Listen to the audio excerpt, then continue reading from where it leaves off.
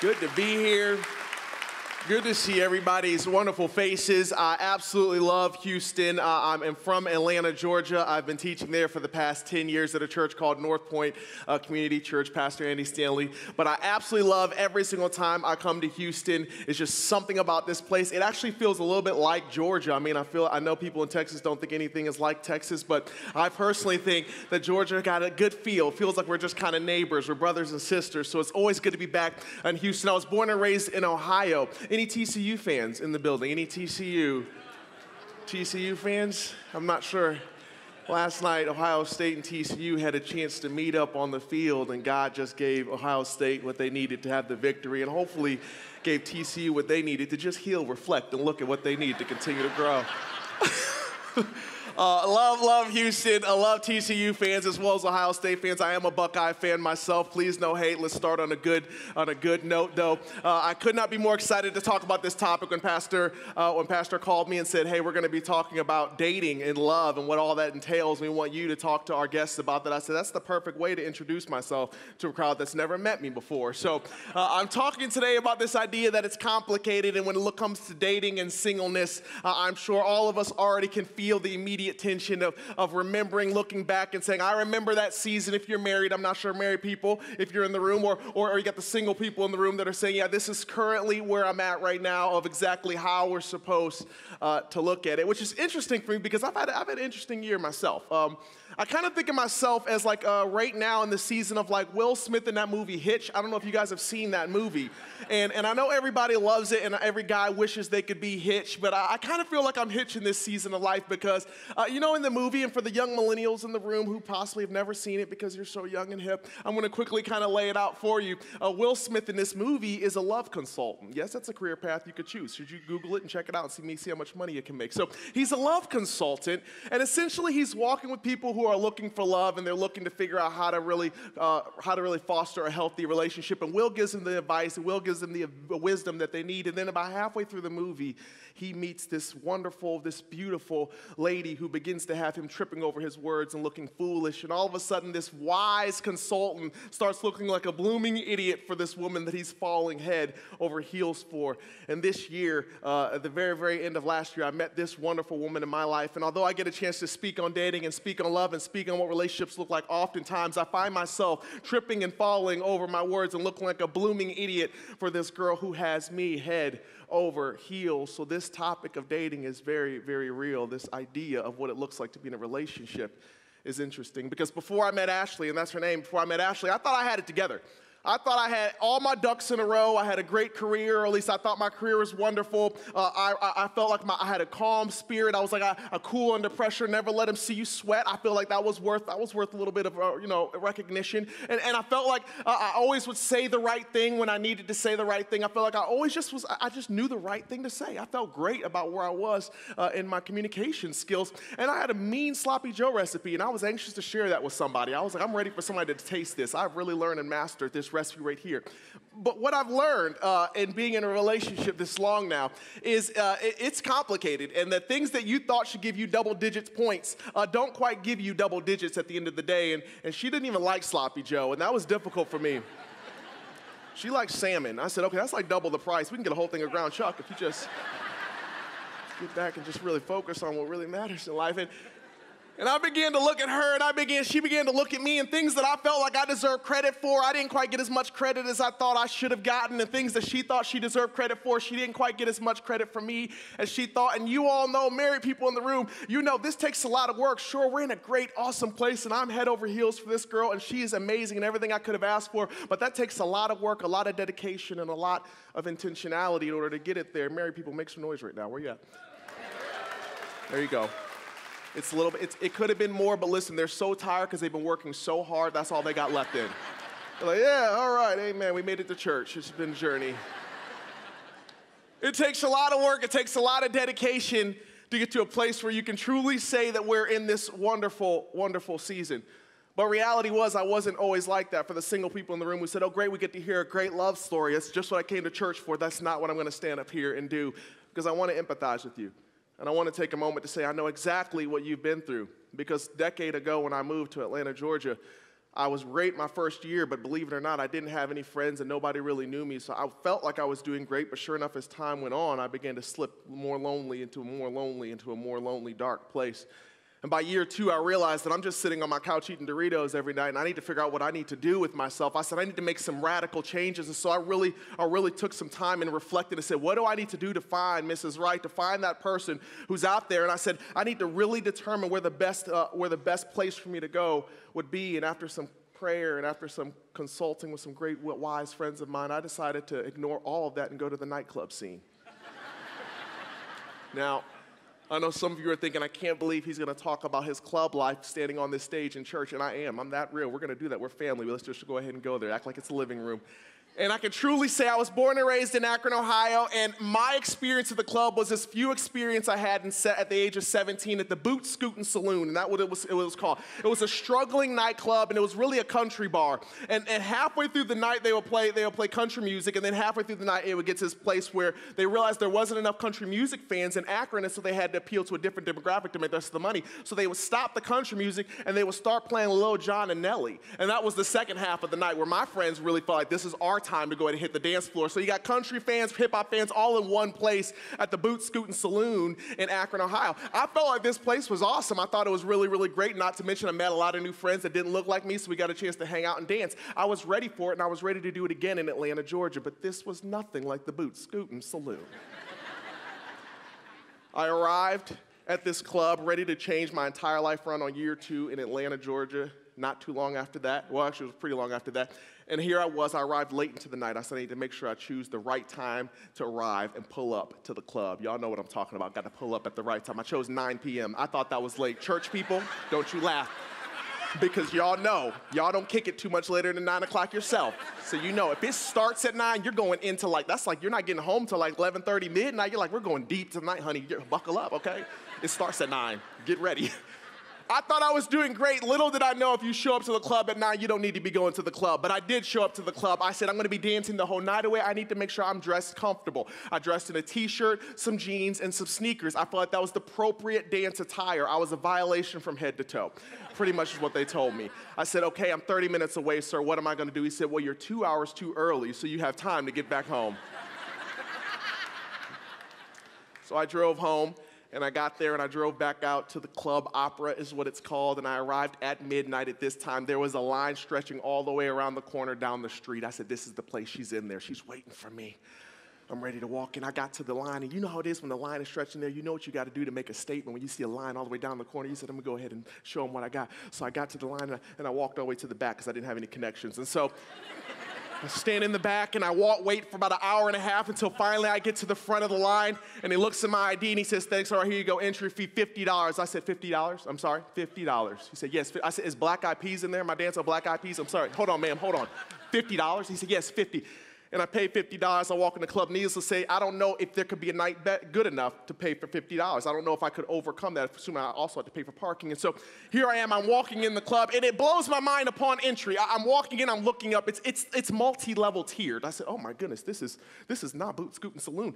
Boot Scootin' Saloon had farm tables on the side, and then it had a couple lights on the stage that no one ever used, but they shine out the dance floor. That's what I was used to. This was multi-tiered. I said, oh my goodness. I looked all the way at the top, and it was the posh people, all the people with all the social status, and they were popping bottles and escaping all their problems up there. And then there are people right below them who are looking up at them, wishing that they could be one more level up. And I thought, oh my goodness, I don't even know if I want to be on that floor. I want to be on that floor. But here I'm on the bottom floor, and around me, I've got people in the corner who are too anxious and too scared to even interact with the people on the dance floor. So they're sitting over there in the shadows. There's people at the door holding their cell phones, waiting for someone or wishing that somebody would be there. There are people hanging out with their friends, a lot of friends. They look like they're just having the time of their lives. And then there was me in the middle of everything, not knowing anyone, being slightly overwhelmed, feeling out of place, and realizing that this might have been the most stupid decision I could have possibly made.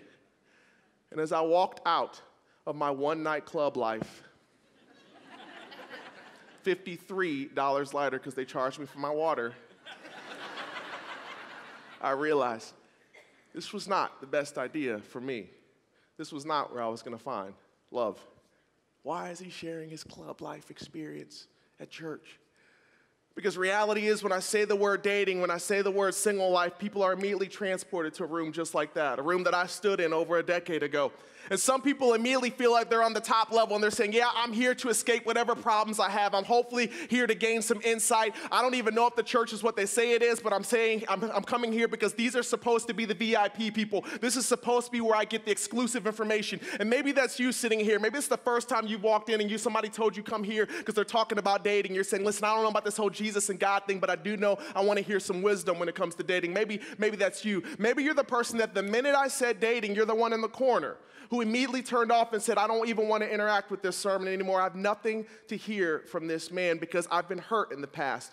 I've been destroyed in the past. I've trusted someone and they broke my heart, and the last thing I want to do is sit here and hear a sermon about that. Maybe you're the person standing at the door, wishing and waiting that somebody in this room would notice you, hoping that somebody sees you, hoping that somebody walks in who you could say is my Mr. or Mrs. Right. You're just hoping that this is the right place, that you can finally meet the right person, and that's why you're walking in this room right here. Or maybe you're sitting beside your Mr. or Mrs. Right, and you're just like, I'm just so happy he's talking to us this morning. This is so wonderful. Like, we get a chance to just grow together. This is why I love River Pointe. Yeah, River Pointe. You're sitting beside that person saying, oh my goodness, I could have chosen any seat, and I sat beside them. I don't know where you are in your journey. I'm not sure where you are in your stage of life, whether you're single, whether you're dating, whether you're married. But reality is every single one of us is still looking for love. Because I walk with college students who tell me I've made mistakes, Sojo.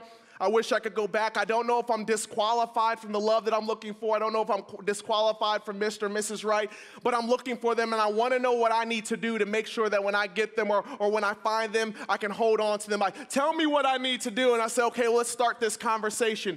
I sit with adults who sit and say, I've had hurt in the past, and I'm still trying to heal from that. But while I'm trying to heal for that, I'm still trying to keep my eyes open. I'm still trying to believe that there's someone that God has placed in my path, that someone has made for me, and I want to be able to say that I can walk through life with them. What is it that I'm supposed to do? I've sat with widows just last year on a cruise ship who said, I'm going through a tragedy. I'm dealing with loss.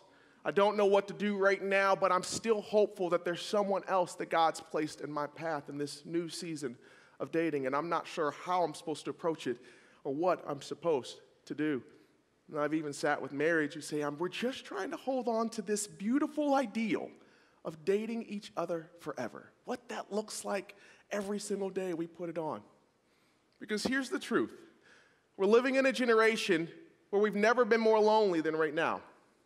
And there's people in this room, people probably sitting in your row, who are saying, I'm feeling the grips of loneliness. Every single morning I wake up, or every single night I lay my head on the pillow. I feel this feeling of wishing there was somebody who was laying next to me, who was sitting next to me, having conversations with me, holding me up. We've never been more connected through a digital age, yet felt more isolated than this generation right here.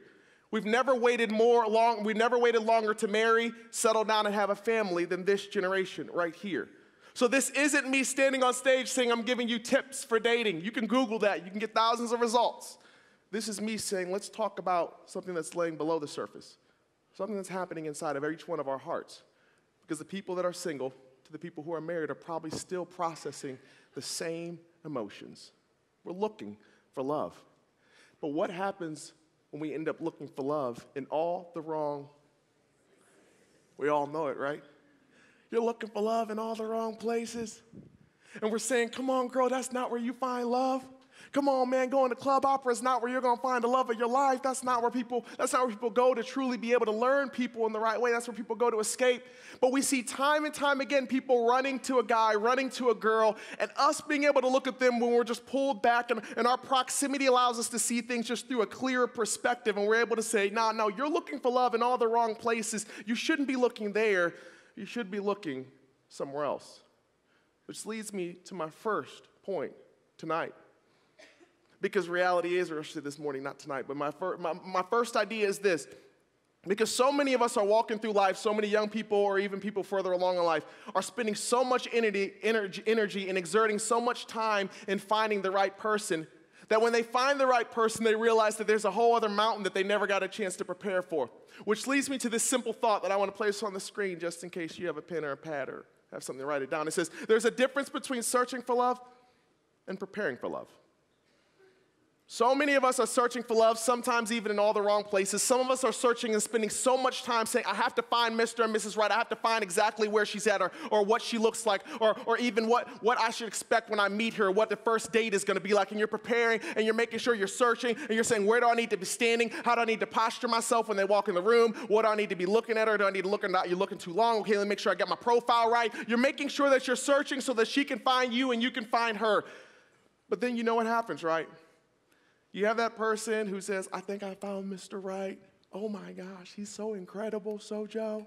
Like we sit at Chili's and we can sit there the whole night and just talk and we finish each other's sentences with the bottomless chips. Oh my gosh, he's just perfect.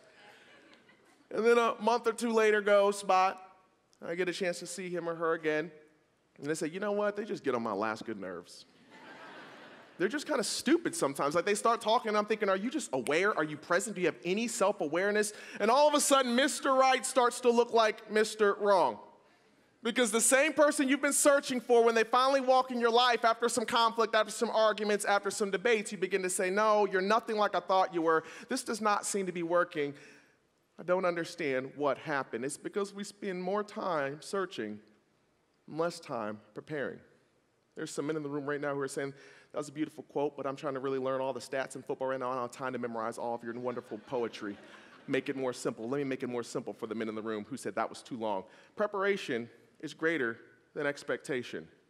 Preparation greater than expectation, because every single one of us in this room has an expectation for the person that we would love to marry, the person we would love to meet, the person we would love to date.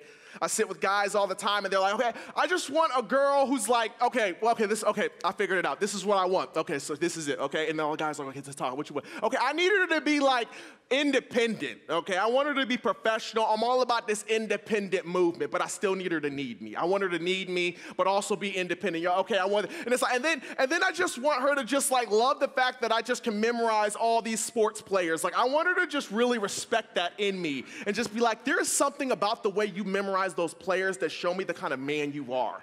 And I want to make sure that I walk with you for the rest of my life. I'm like, wow, that is quite a woman. And they can pontificate on all these things that they would expect out of their relationship. Or I sit with ladies and they say, okay, this is what I'm looking for. Okay, I've thought about this long and hard, okay? So I'm happy you asked that question, okay? I need him to be a really good guy. I want him to like really be committed to Jesus, but I want him to still be a little bit bad. I do want him to be a little bit bad.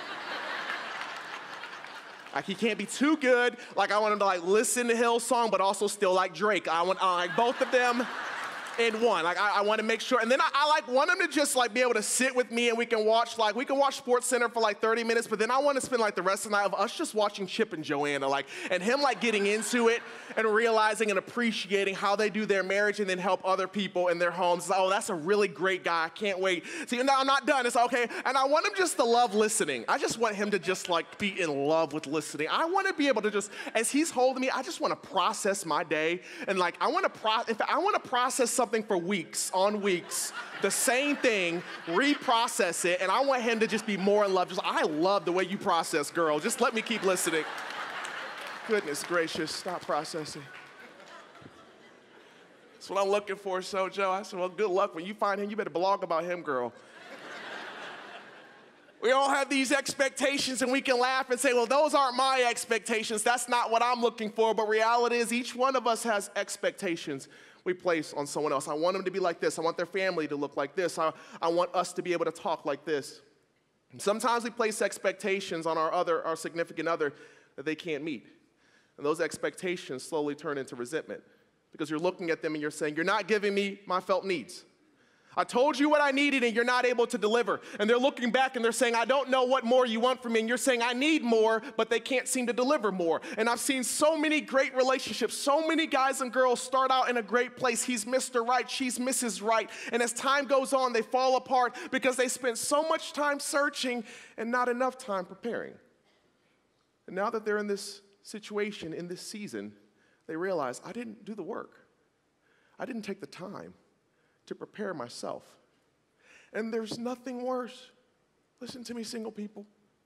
There's nothing worse than having to look at the person you're dating at some point along your journey and saying, hey, I'm sorry. I don't think I took the time to prepare myself for you. I was searching for you my whole life. And now I've got you, but I wasn't prepared for it. And that's why I have to let you go. Because next time I run into my Mr. Perfect or Mrs. Perfect, I need to make sure I'm prepared. Don't spend so much time searching when God is asking you to spend time preparing yourself for the person that he's prepared for you. So here's what Paul says, and before we get to the scripture, I want to say he's literally talking to a group of people very similar to this. He's talking to people who some are married and many are single. And he's pontificating about the differences between single life and married life. And he's not saying single life is better, but he takes this moment. He takes this moment in his message where he says, here's why you should be so excited if you're single. And I could say single people cheer right now, but reality is single people never love cheering about their single status, so I'm not going to even ask that. But I would say Paul is saying, hey, there's something special about being single. There's a privilege you have to a season of singleness, and you can choose to approach it through a lens of, this is the end of my world. I wish I had somebody here. I wish I could be focused on what I don't have, and that's what's making me so depressed. Or you can begin to look at it through the way God intended you to look at it, because this season is one to be celebrated. And this is what he says in the middle of his speech to the single people, which I just want to echo this morning in 1 Corinthians chapter 7, verses 35. And it says this, I'm saying this for your own good. The same reason I'm saying it. I'm saying this for the people who walked in the church. Maybe it's your first time walking in here. You're still unsure about everything, but you're like, I still want to gain some insight in what kind of person I need to be. He said, okay, I'm saying this for your own good. You want to know how to have a more healthy relationship that makes it down the road? Here's what you need to know. Not to restrict you, not to say that you need to live by rules. This is just a relationship. Don't be scared about this religion status. No, this is about saying I'm entering into a relationship with God. But that you may live the right way. An undivided devotion to the Lord. And he's saying, listen, I know some of you have been searching for love in all the wrong places. He said, but this is an opportunity today for you to make a decision to say that I'm going to begin to experience what devotion to the Lord looks like. That if I'm supposed to take this season of singleness and do something with it, not just sit around and complain about the fact that I'm still single. Not to just say, I wish I had someone. No, if I'm supposed to do something in this season, then explain to me, Paul, what I'm supposed to do. He said, well, right now, in this season of singleness, you're supposed to be undivided devotion to the Lord. Why? Because that feeling of loneliness of saying that this isn't enough for me, that I'm not enough for me, that I need somebody else to complete me, can only be completed by your Heavenly Father. I'll say it again. Saying that you need someone to complete you can truly only be completed by your Heavenly Father. And when you begin to place that expectation on someone else, and some people in the room already can feel this because they're saying, this is exactly what happened to me in my relationship. I need you to make me happy. I need you to make me feel loved. I need you to make me feel affirmed. I need you to listen to me as I process all my life, because I need to know what my purpose is, and I don't know it yet, and I don't understand, and I'm frustrated, and that's why I'm crying, and that's why I'm unhappy, and that's why I'm judging you every day. They'll begin to look at you and say, I don't know what to say to you. I don't know what to do for you. And at this point, you're sucking my life. You can either be a giver of life or a sucker of life. Which one? Which one will you end up being? Because so often people are saying, goodness gracious, I mean, they started as a giver, but these last few years, they've been sucking. I got this one, he's been sucking all my life. And it's difficult, because I say reality is their heart's probably good. They're searching for the same things you're searching for. They're searching for love, they're searching for affirmation, they're searching for purpose and passion, but they're just searching in all the wrong places. They didn't spend time preparing. And they're looking for you to do things that only can come from their Heavenly Father. Getting a relationship with God right comes first, before we could ever get a relationship right with someone else. And are you using this season to truly say, hey, I want to make sure I'm preparing myself for you. I want to make sure that I'm doing all that I can so the day when you do walk in my life, well, I'm completely prepared and I'm able to see it more clearly. I want you to make sure you remember this as well. That God could take this season of loneliness, this feeling of I'm not enough, I don't have enough, I wish I had more.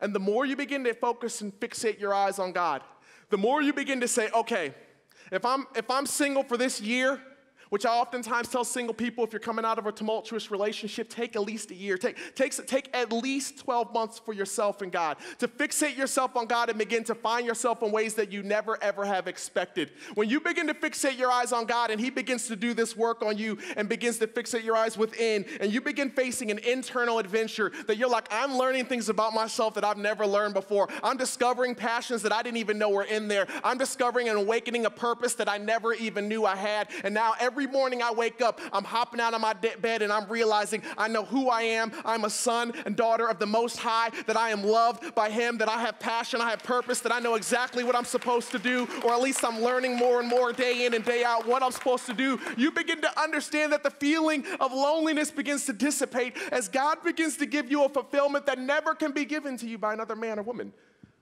No, he begins transforming loneliness into solitude, this richness of self. And you begin to say, oh, now I'm understanding what life is all about. Now I'm understanding who I am, whose I am. So that one day, when he or she walks in your life, you're not expecting them to give you what you can only receive from your Heavenly Father. Now you're able to look at them and say, this is who I am. And this is why I respect you. There's nothing greater than a woman being able to look at her man and say, here's why I'm so excited. Here's what I respect most about them. And then being able to say exactly who they are in Christ. Be able to say, hey, this is why I can look at them and say they are truly unique, truly made in the image of God. Essentially, this is what I want you to hold on to. You have to have a source to be a source. You're either going to give life or you're going to pull life from someone else. And as you pull their life out of them and you watch them become unhealthy, you watch them begin to say things that you know they didn't typically say. You watch them begin to feel insecure in ways that they should never feel insecure because they can't seem to fulfill you in ways that you expect them to fulfill you. As you continue to pull that out of them until you both end up in this unhealthy place and Mr. Right becomes Mr. Wrong, I hope you can think and say, hey, this is why I needed to take time preparing myself for you. I know you had the best intentions. My hope is not to stand on this stage and condemn one person in this room. Because even the worst boyfriend I've learned, even the worst girlfriend I've learned is truly trying. They just were searching rather than preparing. And therefore, when they're in this season, they didn't know what to do. They didn't know what to expect. And they ended up dropping the ball in ways that they never would have imagined. This is how we look at it through the big picture. As we're looking forward and we're saying, how are we supposed to look at this season of singleness? Not with loneliness, but through solitude? Well, this is how Paul would say to look at it. That in this season, singleness is about devotion to the Lord. Fixate on him as he begins to fill you up. And then as you go along and you find your purpose and you're finding passion and you're finding community of people that you can be vulnerable with and experience conversations unlike that you've ever experienced before, and you're saying, hey, now I'm opening up and discovering who I am, placing accountability in my life. Now I'm able to say that I am a whole person before I ever meet a guy and a girl. And that's when God begins to bring somebody along your path, and at that point he's going to walk in these doors, or maybe he's going to walk through your Starbucks, and you're going to say, okay, that might be him right there. Okay, I'm looking at him. I'm locked in. God, is this the person? And they'll begin to have a conversation with you. And you'll hopefully go on a date. And on that date, you'll begin the second phase, and that's this right here. The dating is about evaluating if we're meant to run together. Are we meant to begin to run life together? Well, now I get to experience this second adventure because I've already been on an adventure internally. I now know who I am. I now know what fills me up. I get to share that with you, and you get to share that with me. And if they can't share it back to you, then you know they haven't spent time preparing. This is what I always tell people when they start dating. When you begin asking them questions about their cause, like what's their reason for doing this? What's their reason for doing that? If they can't articulate it back, you know they haven't spent time preparing. And so hopefully you begin to look at it through God's eyes and say, hey, have they spent the time to prepare to be the person that I need them to be so that I can be the person that they need me to be? And if we keep our eyes fixated on God, we know that God will be all that he needs us to be and be everything that we need. He'll be everything that we need in him. And so essentially, you'll begin to take your eyes off of your own pressure of feeling like you need to be everything and fixate both of your eyes on how God is already everything to both of you. Do their causes match up? When people talk about them, what do they say? When he talks about his mother, what does he say? When he talks about his job, does he do it in love? Is he able to forgive? Is he able to understand his purpose and passions in life? And if you're able to say yes, yes, people talk about how humble he is. People talk about how forgiving he is. People talk about how awesome he is and how he makes them feel better when they walk away. He gives people life rather than taking it. You'll begin to say, I think God has placed Mr. Right or Mrs. Right in my path, and I've spent the time I needed to preparing to handle that person right. And should you continue to go in that relationship and make it all the way to the finish line on that beautiful day where you're standing hand in hand and looking at each other for the day of marriage, you'll enter into the final lap of this race. And that's this one right here. That marriage is about mission. That once you've done your work in devotion to the Lord, that once you've done your evaluation while dating, you can now look at that person and say, what were your causes? Because our causes lined up right here. So maybe God unified us so that we could do something together. Oh, there's nothing more beautiful than a married mission. When two people were able to look at each other in the eye and say, I know why God placed us together. Not too long ago, about a week ago, I should say, my girlfriend said, I want to start having conversations, like intentional conversations. I want like more conversations. I said, I love that. Let's talk more. And so she said, I want to make a jar with questions in it, which kind of got me excited because I said, I'm pretty spontaneous. I kind of like this idea. And so we made this jar, and I said, well, if we're going to make a jar, I want to ask questions about your internal adventure. And she said, okay. And so I said, I want to ask questions about what God's doing in your life. Like if you could write a letter to your teenage self about what you would say to them about God, what would you say? We started making these lists of questions about everything that's been happening in her heart.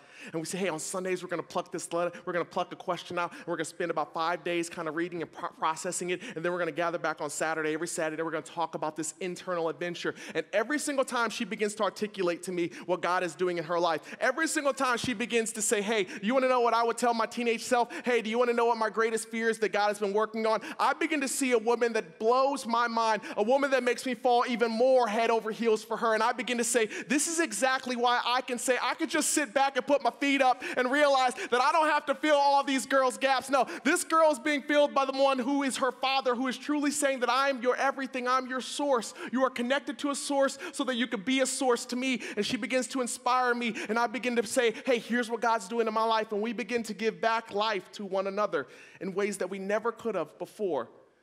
I began to realize more and more of what Paul said is true. As we begin to experience devotion to God, we begin to give life to others. And one day, if we should make it to the end of the road, which I'm feeling pretty good about, I'll be able to look at her and say, here's what I love most about you. The fact that our causes line up. When people talk about you, they say this, this, and this. And that time you told me about your purpose and your passions, they were actually the same. And at this point, I could not be more excited to begin a mission with you together in this next season of life. Because you prepared for me, and I prepared for you, and God has prepared us for the great adventure that lies ahead. And that is why singleness leads to the next wonderful season of dating, which will lead you to the wonderful adventure of marriage and all that he has in that season. That's why it's complicated, yet it's as simple as fixating your eyes on your Father. Let me pray for you. God, so many seasons, so many people in this room who are sitting here with different stories. Some still reeling from hurt and pain and betrayal. God, I pray that you begin to work in their hearts, begin to restore their trust, begin to awaken their passions again as they turn their eyes to you. God, for the person who's too scared and maybe it's their first time sitting in one of these seats, I pray they could just choose to go on this adventure this week, to say, for just the next 7 days, I'm going to try to look to God and see what that leads me to. God, I pray you'll begin to speak to them and show them all that they are and just how beautiful you made them. And God, for the people in a dating relationship, I pray they can continue to have intentional conversations, continue to fan the flames that you've placed inside of them, so that one day when they reach the finish line, they'll be able to embark on the next mission you have for them together. It's for that we're so thankful we get to gather as a community every Sunday and have these kinds of conversations in our hearts that lead to our communities. We thank you in your precious Son Jesus' name. We give all the glory and all the praise. And we together as a church family says, amen.